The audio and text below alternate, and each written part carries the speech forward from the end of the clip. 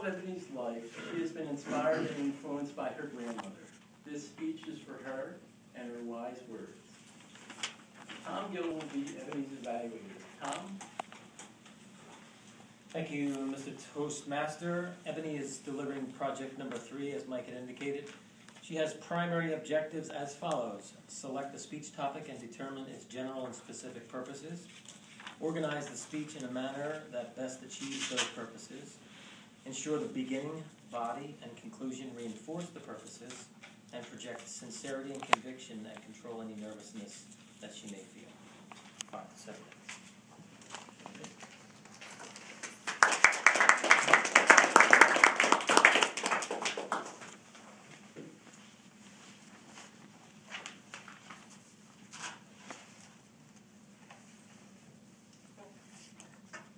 How many of us have heard the saying, an apple a day keeps the doctor away?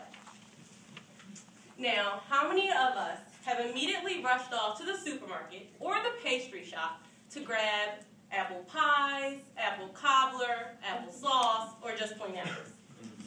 Why? Because we all want to be healthy, we all want to feel protected, and none of us like being pricked and probed by doctors and their foreign objects. But it is a known fact that the doctor's office is an unavoidable place to be, whether it be for an annual checkup or a written prescription. However, there is a time when attending the doctor's office or a hospital is a joyous occasion, and that is the birth of new life. Imagine a woman's water breaks as she experiences the beginning stages of labor. She is rushed off to the delivery room in the maternity ward, and as she pushes, her and her husband hear the doctor say, "Congratulations, it's a girl." They both look down to look into the eyes of their brand new baby girl. But when they look down, they do not see the eyes to her soul or a face. Instead, they see the features of a face covered by a thin layer of flesh. Without a greeting, the baby is rushed off to be examined and pricked and probed and tested for many infant diseases and syndromes. After days of being tested and pricked and probed, the baby is determined to be 100% fine. The thin layer of skin is removed from the baby's face and she is returned to the arms of her mother as a normal child. Their lives go on normally, except for when the baby is placed in the car or experiences sudden movements and motions. A worried mother, she seeks the help and attention of doctors. And each time she presents this problem and this situation to each doctor, they automatically assume they know what's going on. They automatically assume they know the issue, the problem. So they write a prescription and they send the family on their way, assuring them that all their problems will be solved.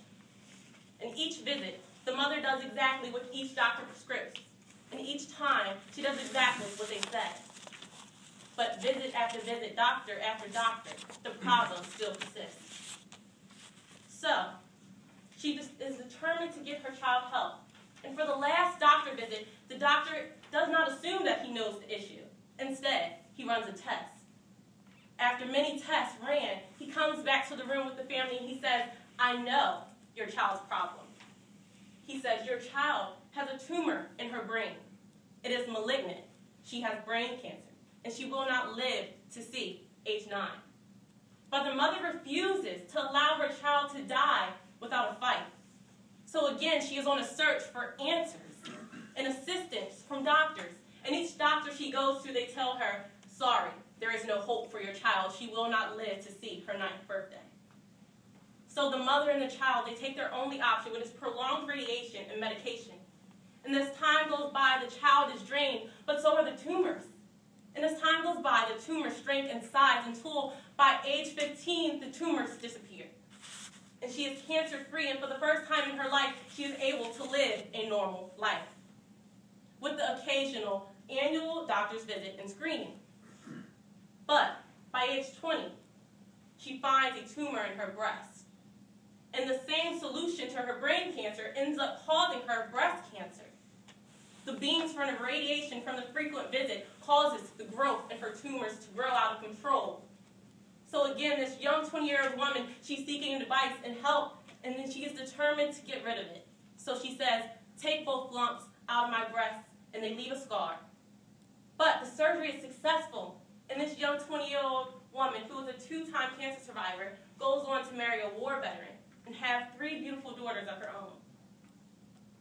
But I am happy and proud to say that this child, this young woman, and my grandmother lived past her 9th birthday, even when the doctor said that she would not see it, and that she beat cancer not once, but twice, and lived on to beat it a 3rd time later in life. The purpose of me sharing her story is to let you know that doctors are not always right.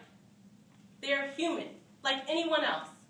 They cannot tell you the future, just as anyone cannot. They learn from books, just as any other student.